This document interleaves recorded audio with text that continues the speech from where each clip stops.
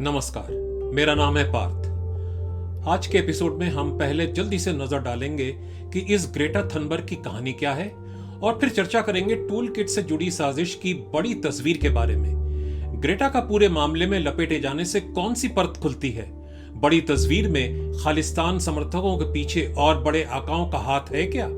इसके अलावा आज के शो में होंगे कारगर सुझाव सेल्फ डेवलपमेंट और करियर डेवलपमेंट के बारे में और होंगी जीवन दर्शन से जुड़ी कुछ काम की बातें। उम्मीद है आपने पिछले एपिसोड्स में दिए गए फंडों को अपने जहन में उतार लिया है। अगर आपने ऐसा कर लिया है तो मेरी समीक्षाओं को और बेहतर ढंग से समझ पाएंगे। तो चलिए जल्दी से कुछ जानते हैं ग्रेटा थनबर्ग के बारे में। वही ग्रेटा जिनके ट्वीट में वो टूल किट पाया गया जिसकी आजकल बहुत चर्चा है, लोगों के नाम वारंट भी निकाले गए हैं। आगे बढ़ने से पहले मेरा ये अनुरोध है कि अगर आपने इस चैनल को सब्सक्राइब नहीं किया है तो प्लीज अवश्य सब्सक्राइब करें। धन्यवाद। अब चलिए आगे बढ़ते हैं। ग्रेटा का जन्म जनवरी 2003 में हुआ। इनकी मां एक ओपेरा सिंगर हैं और पिता एक अभिनेता। ग्रेटा को एस्पर्गर सिंड्रोम से ग्रस्त पाया गया, जिसे बाद में ऑटिज्म स्पेक्ट्रम डिसऑर्डर का नाम दिया गया। 15 साल की आयु में ग्रेटा स्वीडन के संसद के बाहर एक पोस्टर लेकर बैठ गईं जिस पर लिखा था स्कूल स्ट्राइक फॉर क्लाइमेट। बताया जाता है कि इस घटना के 4 दिन बाद ही उनकी मां के द्वारा लिखी गई किताब प्रकाशित हुई। कौन कहता है कि लोग मौके से फायदा नहीं उठाते? खैर, जलवायु परिवर्तन के नाम पर जिन ताकतों ने फॉसिल फ्यूल या जीवाश्म ईंधन जैसे पेट्रोलियम के विरुद्ध मुहिम छेड़ रखा है, उन्हें एक कम आयु की लड़की मिल गई जिसे अपने मकसद के लिए इस्तेमाल किया जा सकता था। फिर क्या था? ग्रेटा को उन ताकतों ने स्वीडन से अंतर्राष्ट्रीय स्तर पर एक स्टार बना दिया। ग्रेटा के पीछे बड़ी ताकतें कौन सी हैं? उसके तार जोड़े जाते हैं कई संगठनों से, जिनमें शामिल है सोरोस का open society foundation, Bill Gates और बोनो का एक मुहिम जिसका नाम है वन कैंपेन। पाखंड की हद तो यह है कि ग्रेटा कनाडा पहुंच गईं ऑयल सैंड से तेल न निकालने का मशवरा देने, जबकि कनाडा का वैश्विक स्तर पर ग्रीन हाउस गैस का योगदान महज 2% से भी कम है। लेकिन ग्रेटा कभी चीन, रूस या सऊदी अरेबिया नहीं गईं यह मशवरा देने कि वे देश तेल निकालना बंद कर दें। ध्यान रहे कि वैश्विक स्तर पर ग्रीन हाउस गैस से गंध मचाने में चीन नंबर 1 स्थान पर है और रूस 5वें स्थान पर। अब आते हैं किसान आंदोलन के मामले पर। अगर ग्रेटा को वाकई किसी चीज से दिक्कत होनी चाहिए थी तो वो है पराली जलाने से हो रहे प्रदूषण से। लेकिन इस लड़की ने इस मामले में कुछ नहीं कहा, उल्टा आंदोलन के समर्थन में ट्वीट कर डाला और उसमें एक टूल किट भी जोड़ दिया। ग्रेटा को चीन में अइगर मुसलमानों पर हो रहे पैशाचिक अत्याचार नजर नहीं आते, लेकिन भारत में एक अजीबोगरीब किसान आंदोलन से उन्हें दिक्कत है। खबरें ये आ रही हैं कि टूल किट के बनाने में खालिस्तान समर्थक तत्वों का हाथ है। यहां 1 मिनट रुक जाइए, यहां कुछ समझने की जरूरत है। याद है मैंने आपको पिछले एपिसोड में कहा था कि गड़बड़ी कराने के हथकंडों का डिजाइन करना कितना आसान हो गया है? उसके बारे में कुछ बातें हो जाएं जल्दी से। ऐसी जानकारी सामने आई है कि अमेरिका में ऐसे लोग और कंपनियां हैं जो बहुत विकसित सॉफ्टवेयर के जरिए इस तरह के डिजाइन को अंजाम देते हैं। इन सॉफ्टवेयर्स के पीछे शक्तिशाली आर्टिफिशियल इंटेलिजेंस को प्रयोग में लाया जाता है। डिजाइन में टेम्पलेट्स का इस्तेमाल होता है। उसका एक नमूना आप देख रहे हैं यहां।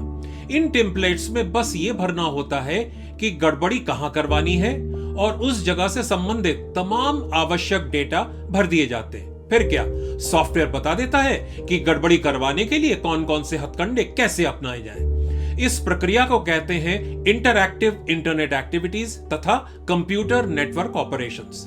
देखा आपने, मामला कितना आसान हो गया है। ऐसे सॉफ्टवेयर दूसरे पश्चिमी देशों के पास भी होंगे, इसमें कोई हैरानी नहीं होनी चाहिए।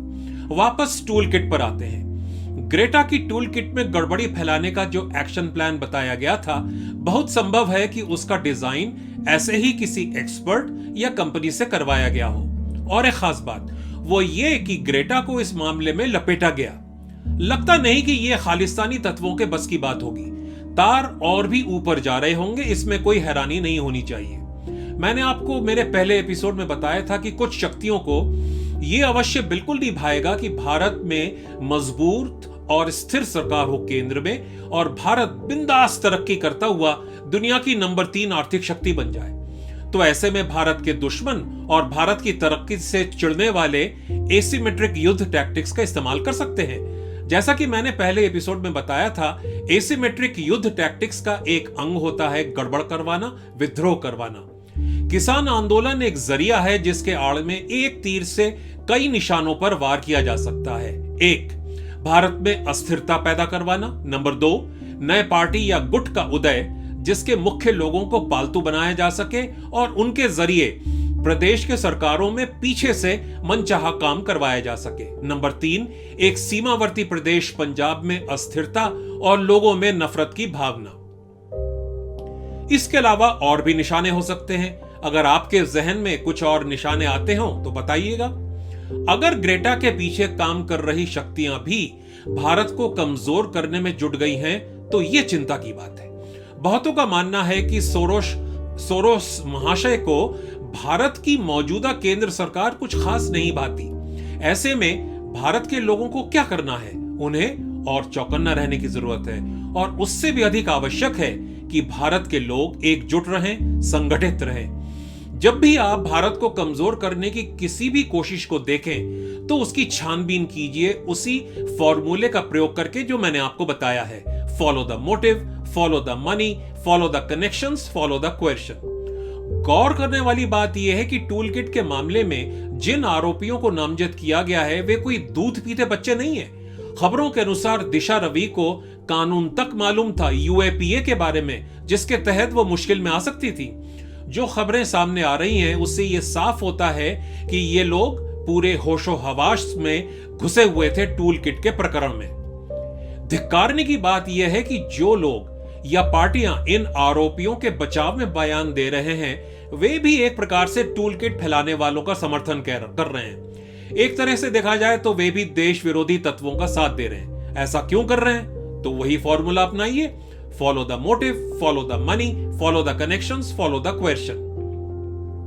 तो आपने देखा कि ग्रेटा का घुसना यह संकेत करता है कि कहीं ना कहीं कुछ और बड़ी ताकतें भी शायद पर्दे के पीछे से अपना खेल चला रही हैं। यह पहलू बहुत अहम है और भारत के लोगों को बहुत सतर्क रहने की जरूरत है। नोट करने वाली बात यह है कि चीन के मामलों में इन बड़ी ताकतों की बोलती बंद हो जाती है। सिर्फ यही नहीं, वे चीन के चप्पल साफ करने वाले हिमायती बनते नजर आते हैं। कुछ तो गड़बड़ है, बहुत बड़ी गड़बड़ है। अब बातें सेल्फ इंप्रूवमेंट, खुद को बेहतर बनाने के बारे में। उम्मीद है पिछले एपिसोड में दिए गए सुझाव के अनुसार आपने जीवन के लक्ष्यों को स्पष्ट कर लिया है और लिख लिया है। अब अपने जीवन को बेहतर की दिशा में आज का सुझाव, खुद को अपने कंफर्ट जोन से बाहर निकालें, अर्थात जिस ढर्रे में आपका जीवन चलता जा रहा है उससे बाहर निकलें और अपने जीवन के लक्ष्यों को पाने की दिशा में खुद को चैलेंज कीजिए। खुद को एक झटका मारिए और एक नए नजरिए और जोश के साथ अपने लक्ष्यों को पूरा करने के रोड मैप पर आगे बढ़िए। याद है ना रोड मैप वाली बात? अब अपने करियर को सुधारने की बातें। आपका करियर कुछ भी हो, अगर सॉफ्ट स्किल्स में कमजोरी रही तो कामयाबी के राह पर ठोकर लगते हैं। मैंने आपको हाल में सॉफ्ट स्किल्स के महत्व के बारे में बताया था। आज मैं आपको उन सॉफ्ट स्किल्स के बारे में बताऊंगा जिनकी आवश्यकता होगी कोविड-19 से बदली हुई दुनिया में। मैं खास तौर पर उल्लेख करना चाहूंगा इन सॉफ्ट स्किल्स के बारे में, जैसे एडेप्टेबिलिटी यानी खुद को बदलने की क्षमता, कम्युनिकेशन या सही ढंग से संचार करने की क्षमता, इमोशनल इंटेलिजेंस यानी भावात्मक बुद्धि। भावात्मक बुद्धि का मतलब है अपने भावनाओं को पहचानने, समझने और संभालने की क्षमता। मैं आपसे आग्रह करूंगा कि आप इंटरनेट पर इमोशनल इंटेलिजेंस पर थोड़ा सा और अध्ययन करें।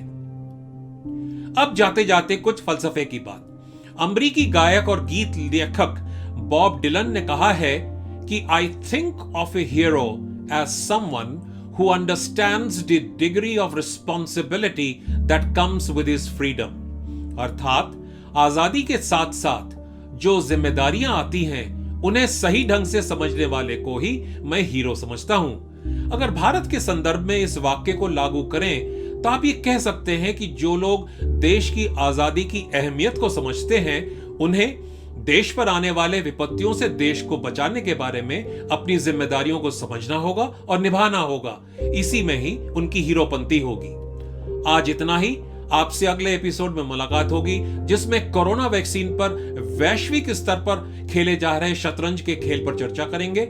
इसके अलावा नजर डालेंगे फेसबुक और ऑस्ट्रेलिया के बीच चल रही तनातनी पर और उसके क्या माने हो सकते हैं भारत के लिए। साथ ही होंगे उपयोगी सुझाव जीवन और अपने करियर के बेहतर बनाने के बारे में। यदि यह कार्यक्रम आपको अच्छा लगा हो तो प्लीज इसे लाइक करें, शेयर करें और अवश्य सब्सक्राइब करें।